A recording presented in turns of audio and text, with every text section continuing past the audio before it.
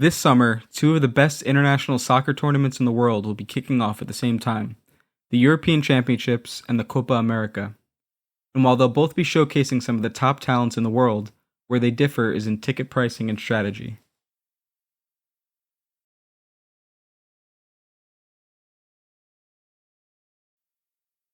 To compare the two, let's break this discussion out into a few categories: communication and strategy, ticket allocations, and ticket pricing.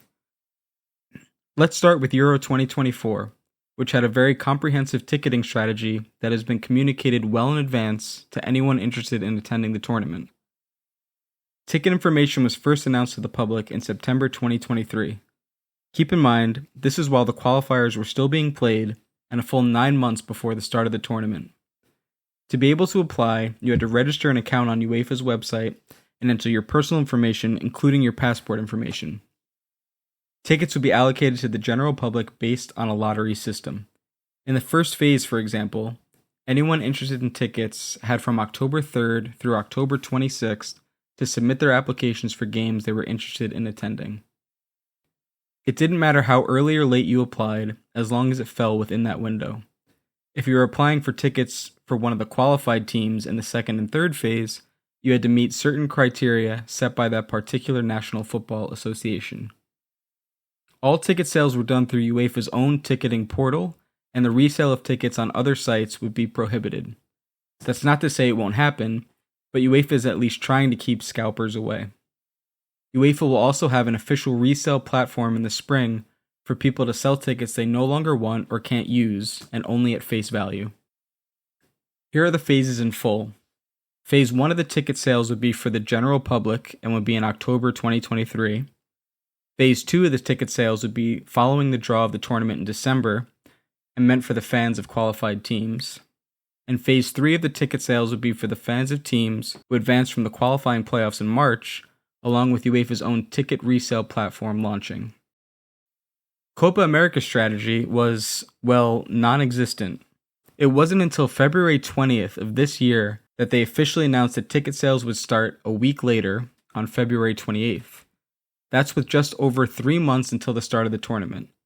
That announcement came with no information on ticket prices, no information on ticket allocations, just that at 10 a.m. on the 28th of February, the tickets would be made available to the public. No information allowing fans to budget out and plan if they could even attend. There would also be a pre-sale for tickets on February 22nd, where a limited number of tickets would be released to the people who had access to a pre-sale code. Who exactly had the pre-sale code? One group who got them were NFL season ticket holders at venues that would be hosting Copa America matches. Again, no thought for the fans of the teams participating. Instead, priority was given to people who have season tickets to a completely different sport. This is sadly in line with how Copa America organizers have been late to the game in other aspects too. It wasn't until December 4th, 2023, that Copa America actually released information on what cities and stadiums would be hosting games. To put that in perspective, we found out about the venues for Euro 2024 when Germany was announced as the winning bid for the Euros all the way back in September 2018. So 6 months before the Copa America, compared to 6 years before Euro 2024. One of the biggest disappointments is that Copa America organizers decided to partner with Ticketmaster to sell tickets, one of the most universally hated companies. Instead of a lottery-based system like for Euro 2024, the ticket purchasing process amounted to chaos, where scalpers were able to buy up tickets immediately when they went on sale and resell them on Ticketmaster's website at huge markups. Within the first hour of sales, tickets were purchased and immediately reposted on Ticketmaster at insane markups. People were able to buy tickets with no intention of going, and Copa America organizers did absolutely nothing to protect actual fans who want to go to the matches.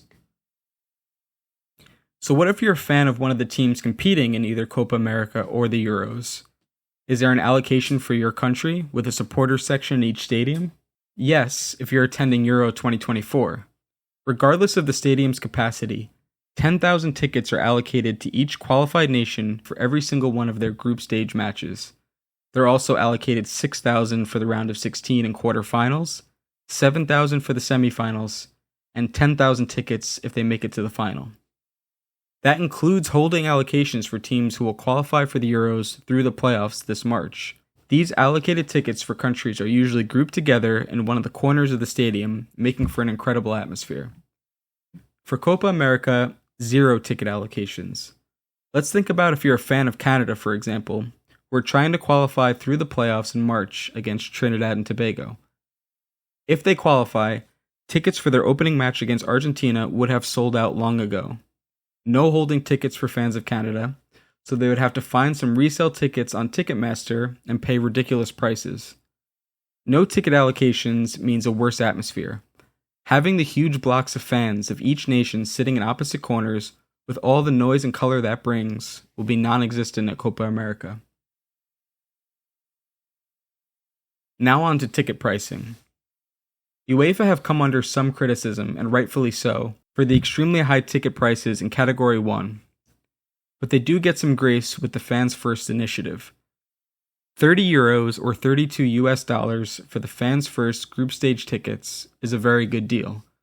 The price range for the group stage is between €30 to €200.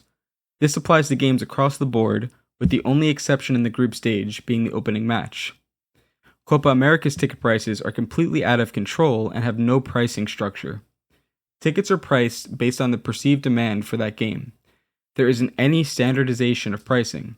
So if your nation was coming up against Argentina in the group stage, you were extra screwed considering all the people who want to go see Messi and Argentina play. I decided to log in at 10 a.m. to find out what the ticket prices actually were, and it was shocking.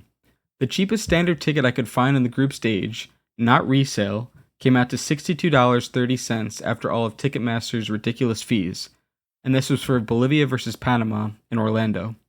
The cheapest ticket I could find for Argentina versus Chile in New Jersey, and again, this is standard price, not marked up resale, was $251. That was before fees. So the most expensive ticket for a Euro 2024 group stage match is more affordable than the cheapest ticket at an Argentina group stage match at Copa America. Now, why is all this important? For starters, it's important to be as equitable and transparent as possible with fans, and not just price people out completely. No one is naive to the fact that these tournaments need to make money, but there's a fine line between wanting to make money and just charging outrageous prices because of pure greed. This all just gives extra fuel to the discussion that Copa America is being played in the United States purely for money. In fact, U.S. national team player Sergiño Dest even came out and said so himself, stating, "I would love to have had it in South America. It doesn't make sense to me.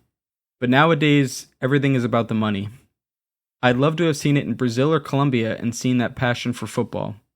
It should be a culture thing. For the fans it is, but for others it's business, unfortunately."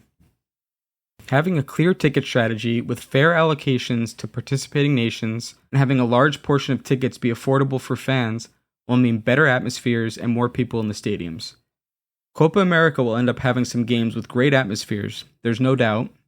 The Argentina games will be completely sold out, but make no mistake, there will be plenty of matches with huge chunks of empty seats, and the atmosphere will suffer. And this is really a shame because it didn't have to be this way. Copa America is the oldest national team tournament on the planet, and it deserves better from the tournament organizers. Thanks for watching, everyone. I hope you enjoyed the video. Let me know what you think of the ticketing situation in both the Euros and Copa America, and stay tuned for more videos.